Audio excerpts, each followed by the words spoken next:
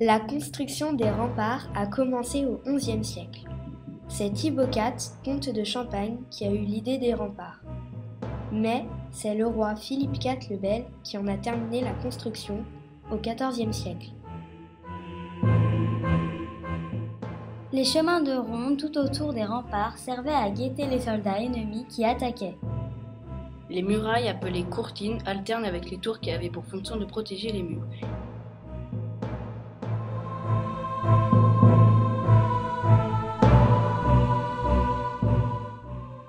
Les remparts comportent 22 tours dans lesquelles se trouvent des niches à archères. Mais ces tours n'ont pas toutes les mêmes formes, rondes, rectangulaires, en amande, octogonales, hexagonales ou bien aussi trapézoïdales.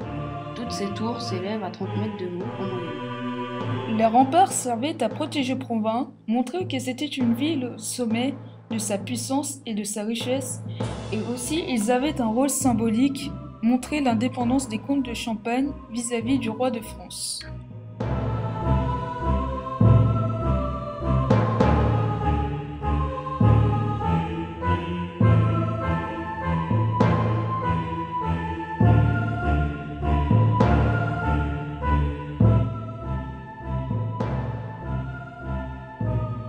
Les petites portes en bas des remparts s'appellent des poternes. Elles servaient à rejoindre la ville sans abaisser le pont-levis.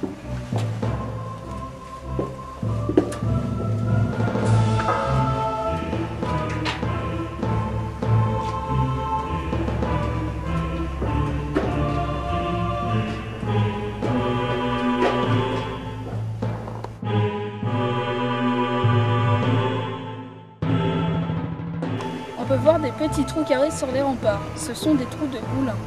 Ils servent à fixer les échafaudages en bois.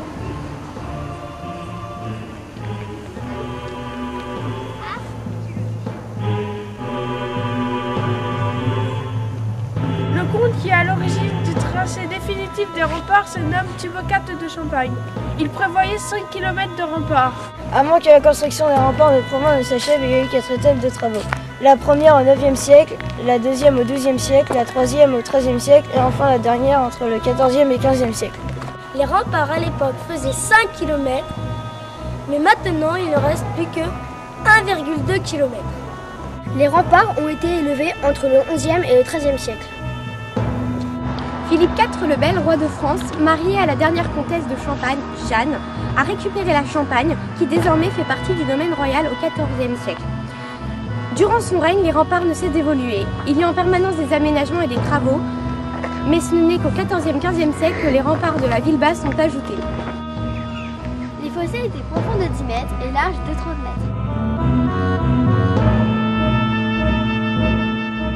Il reste en ville haute les deux portes qui permettent d'entrer à l'intérieur de la citadelle, la porte de Jouy et la porte Saint-Jean qui a été réhabilitée récemment.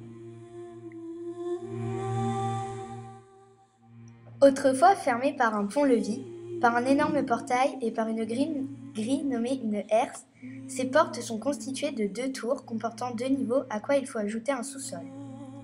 Au premier niveau, un passage découvert permet éventuellement d'attaquer les ennemis qui auraient franchi les premiers obstacles. À chaque niveau, les soldats pouvaient passer d'une tour à l'autre.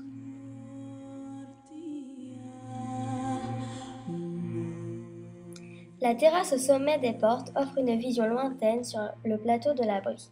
Les niches à archères permettent aux soldats de se poster.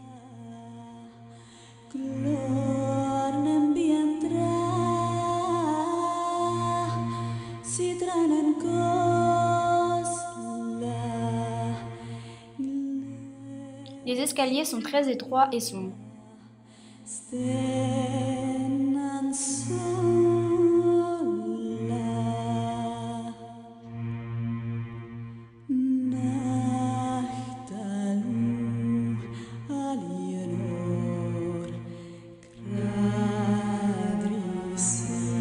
Dans les portes Saint-Jean et portes de Jouy, quelques éléments qui servaient à ouvrir et à fermer les portes sont encore visibles aujourd'hui.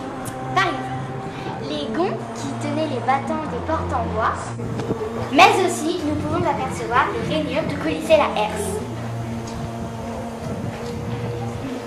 Pour se protéger des ennemis, les premiers Noirs avaient construit un pont-levis, des archères une grande porte à 2 battants, mais aussi une herse.